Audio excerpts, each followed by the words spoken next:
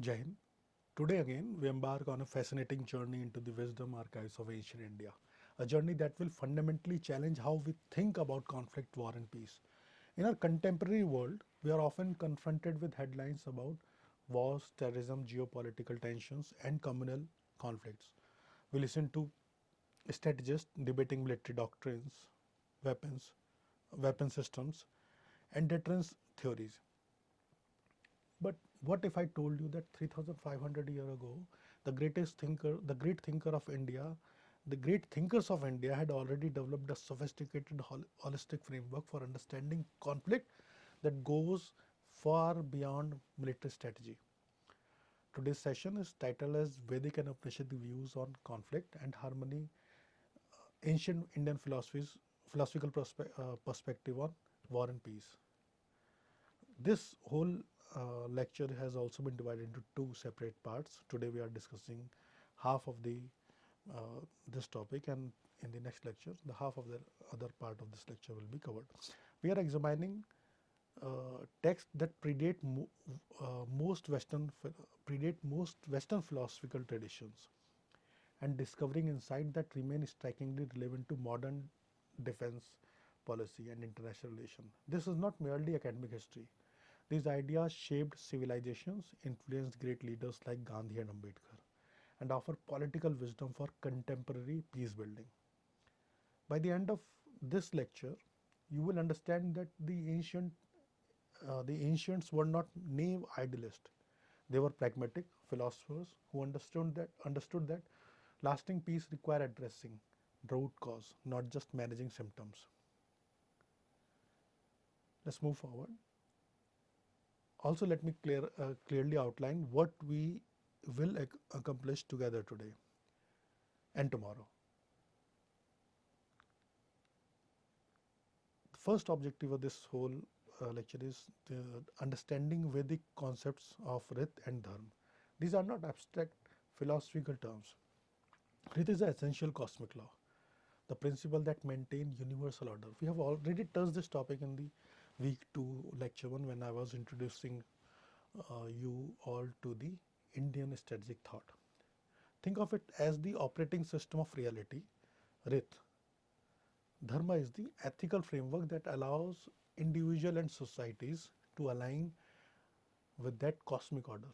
We need to grasp these deeply because everything else we will discuss builds on them. The second objective is exploring the ahimsa in ancient Indian thought. Most people think ahimsa simply means non-violence, but that's a dangerous oversimplification. In the Vedic and Upanishadic worldview, ahimsa is far more sophisticated. It's an active dynamic force for peace and righteousness. We will see how it differs fundamentally from pacifism. The third objective is to analyze Vedic approach to conflict prevention and resolution. Here is where ancient wisdom become practical. The Vedas don't just describe ideals; they outline concrete mechanism, dialogue, justice, compassion for preventing and resolving conflicts at individual, societal, and cosmic levels. Another objective is examining the yajna role in the maintaining social and yajna role in maintaining the social and cosmic harmony. Yajna is often misunderstood as more ritual sacrifice. In reality, it is sophisticated governance and social mechanism. Understanding it helps us grasp how ancient India maintained complex societies over millennia. Let's discuss the Vedic foundation itself, the Rit. Now let's establish our philosophical foundation. Nothing in India, Indian thought, can be properly understood without grasping Rit. What is Rit? Rit is spelled as in Hindi is Ri Ta. In Sanskrit is untranslatable into a single English word, which is precisely why it is profound. It encompasses order, cosmic law, truth, and harmony simultaneously.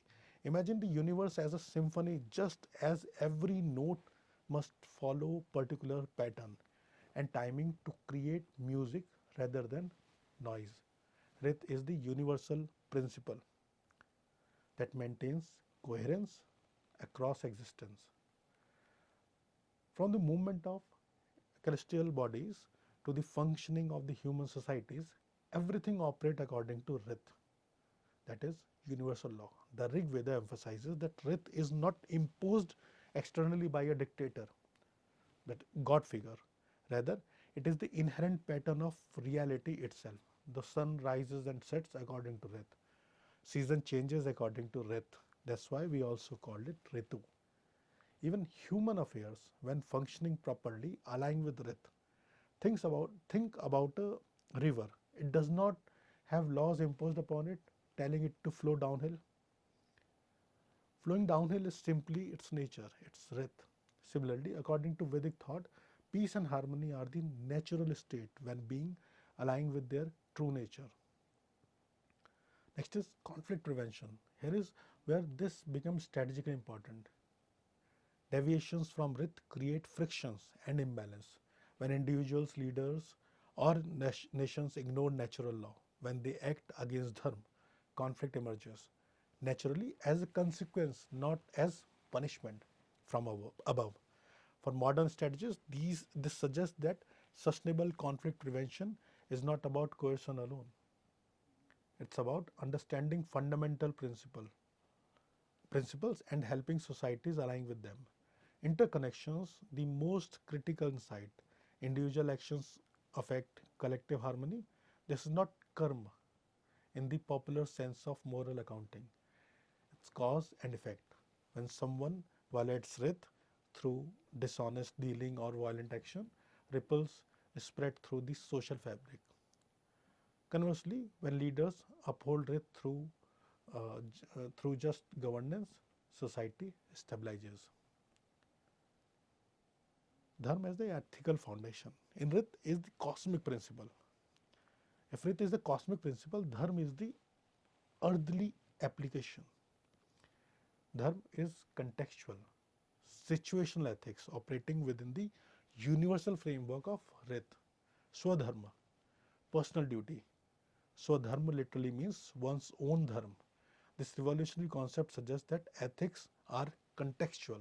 A warrior's dharma differs from a merchant's dharma, which differs from a scholar's critic. Critics, critics misuse this to justify operations. It's my dharma to dominate, but authenticate. Swadharma means fulfilling your duty aligned with your nature and role, not exploiting others. For instance, a warrior's swadharma includes protecting the weak, a merchant's swadharma includes honest dealing, a scholar's swadharma includes seeking truth. Each role carries specific responsibilities. Manadharma is universal.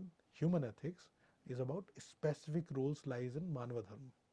Universal ethical principle applicable to all humans, regardless of profession or social position. This includes truthfulness in speech, non-violence in action, honesty in dealing, and respect for life. These are not negotiable. They apply universally and are non-contextual. This is crucial for understanding conflict. When individuals or nations violate Manadharma, when they when they lie, torture, harm civilian, they create the conditions for escalating conflict, not just international condemnation. The Rajdharma is ruler's duty. The rulers bears a special responsibility. Rajdharma, the duty of king, is it includes maintaining justice, protecting subjects, ensuring economic prosperity, and upholding social order. A ruler who ignores Rajdharma, who become corrupt, oppressive, or negligent, does not just fall administratively, just does not just fail administratively. They violate cosmic principle. The consequences are not punishment; they are natural deterioration, unrest, rebellions, economic collapse. Next is Rashtradharma, national integrity at the state level. Rashtradharma encompasses national duty, maintaining sovereignty, defending territory, upholding constitutional principle, and protecting citizens. Understanding Rashtra Dharma is essential for defense studies. It's not merely patriotism, it's recognizing that nations have dharmic obligations to their people and to international order. Let's move forward. We'll discuss ahimsa. As have we have already discussed these terms in our earlier discussion, but we are going to discuss the ahimsa again in the Vedic philosophical system.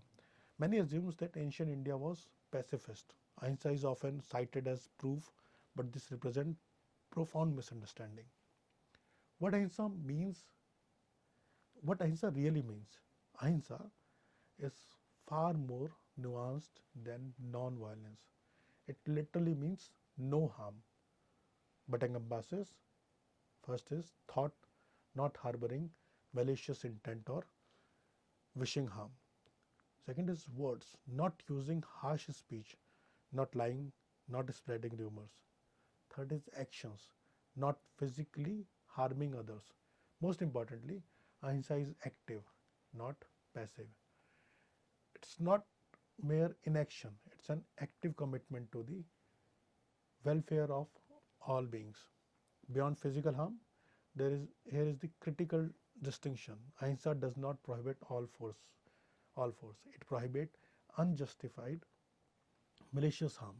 A surgeon uses a knife causing pain and tissue damage, yet practices ahimsa because the intent is healing. A warrior defending his nation against an invader practices ahimsa because his intent is protecting dharma, not personal gain or destruction for its own sake. Active force for peace. Next is active force for peace. Ahimsa is described as a positive force, an active commitment to righteousness, justice, and peace. It includes speaking truth that prevents greater harm, using necessary force to protect the innocent, creating structures that minimize conflict, promoting compassion and understanding. Think of ahimsa as the minimum think of ahimsa as the minimum harm necessary to protect maximum dharma. This is why Gandhi, a great exponent of ahimsa, never preached unconditional pacifism.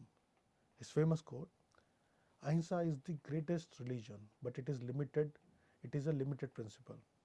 A person is not expected to give up self defense. Let's move forward and we'll discuss the conflict prevention here. Now we shift from philosophy to practical strategy. How do the Vedas suggest actually preventing conflict? The first is Satya, the truthfulness. Satya means truth, but in the context it is more than factual accuracy. It's truth that align with reality and support dharma. Truthful communication builds trust. Without trust, every interaction becomes adversarial. Leaders wonder about each other's intention. Subject doubt the ruler's fairness. Nations suspect each other's motivation. When leaders commit satya in their communication, public statement reflect genuine intention. Agreement are honored. Transparency replaces suspicion. Satya is thus the foundation of diplomatic stability. Conflict rooted in deceptions are far more intractable than disagreement about resource or territory. Dharma adherence is following the righteous duty. Conflict often arises when individuals or institutions abandon their dharmic responsibility. A ruler who neglects his subject welfare create grievances. A merchant who cheats customers generate resentment. A citizen who refuses civic duties undermines social cohesion. When everyone, rulers, merchant, laborers, students, consistently fulfill their dharma, friction minimizes naturally. This is not naive idealism, it is recognizing that institutions built on role, appropriate excellence are inherently more stable than those riddled with corruption and negligence.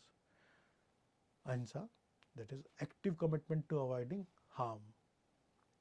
So what we discussed till now, ahimsa as a ahimsa philosophically, here it is in operational term, proactive commitment to minimizing suffering. Conflict prevention effort based on ahimsa include improving economic conditions so desperation does not drive violence, ensuring justice system function fairly so grievance does not fester, educating populations so ignorance does not breed fear, promoting intercommunal dialogue so misunderstanding prevention does not escalate prevention does not escalate. Prevention requires effort, it's not passive. Let's move forward. Prevention fails sometimes. Conflict emerges. How do the Vedic tradition handle this? Samvad literally means conversation or dialogue, but in the context of conflict resolution, it's structured, purposeful. It is structured, purposeful dialogue aimed at understanding root cause, not merely winning arguments. Samvad operate on the principle that conflicts rarely arise from fundamental values. They emerges from misunderstanding, differing information, competing interest, or historical grievances. When parties engage in genuine samvad, they listen, not merely wait to speak. They seek to understand the other's perspective. They identify. They identify the common ground. They distinguish. They distinguish between position, what someone says they want, and interest, why they want it. Any negotiator knows that understanding interest enables solutions that satisfy position. Samvad as an ancient practice was formalized through a specific procedure in assemblies, that is sabha, where disputes were heard and discussed openly with witnesses and specific protocols. Next is nyay, justice. That means uh, order and logical inference. In conflict resolution, nyay means applying principle fairly and transparently. Justice operates on several principles. Impartiality, that is judgment not biased toward powerful actors. Next is dharmic alignment, decisions that uphold cosmic order and universal ethics. Fair procedure, everyone heard evidence, evidence considered, reasons provided. Next is proportionality, consequences matching actions, a just resolution even if unsatisfying to all parties is preferable to an unjust one. Injustice plants seeds for future conflicts. Next is Shama, forgiveness. That means forbearance or mercy. This seems counterintuitive to justice, but it's not. Shama does not mean ignoring wrongdoing. It means after accountability is established, choosing to move forward rather than perpetuating cycle of revenge. Historically, many conflicts ended when the victor exercised Shama. The defeated were not eliminated but reintegrated. This created stability. Conversely, when victors pursued endless retribution, resentment festered for generations. For contemporary conflict resolution, Shama suggests that sustainable peace requires both accountability and forgiveness. Neither alone suffice. Let's move forward. I have already discussed the conflict resolution in the earlier slide as a part 1. This is the another part of conflict resolution.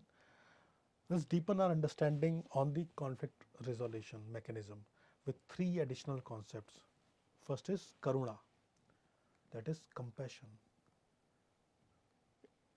the ability to understand and empathize with suffering. In conflict resolution, karuna serves a specific function. It prevents dehumanization. When we view opponent as mere obstacles or enemies, we justify atrocities. When we recognize their humanity and comprehend their suffering, escalation becomes psychologically difficult. Effective negotiators cultivate karuna. They understand why opponents resist, what fears drive them, what losses they have endured. This understanding does not mean accepting everything they demand. It means engaging with their reality respectfully. Karuna also guide post-conflict reconstruction. Victors who exercise karuna rebuild infrastructure or refugees to return, support economic recovery, and facilitate psychological healing. Next is Shanti, the peace. Peace, but specifically the peace that follows conflict resolution, not merely absence of violence, but restoration of harmony, well being, and balance. Shanti is the positive peace. Functional, functional institutions, satisfied population, shared purpose, mutual respect. This is distinctive from negative peace, that is, absence of war. A society can have negative peace, no fighting, yet remain unstable, resentful, and ready to reignite conflict. Vedic approaches emphasize establishing Shanti through genuine resolution, not armistice, armistice, Rith-based justice. Here is the synthesis. Justice rooted in cosmic principle, not merely power. Rith-based justice asks what decisions align with universal order, but promote dharma while respecting the right of all parties. The prevention justice from being victor's revenge. Even the powerful must answer to principle transcending personal interest. For defense professionals and students of defense studies, this concept suggests that nations establishing post-conflict governance should align it with the universal principle of justice, not merely impose victor's will. Next is Yajna, the sacred ritual of harmony.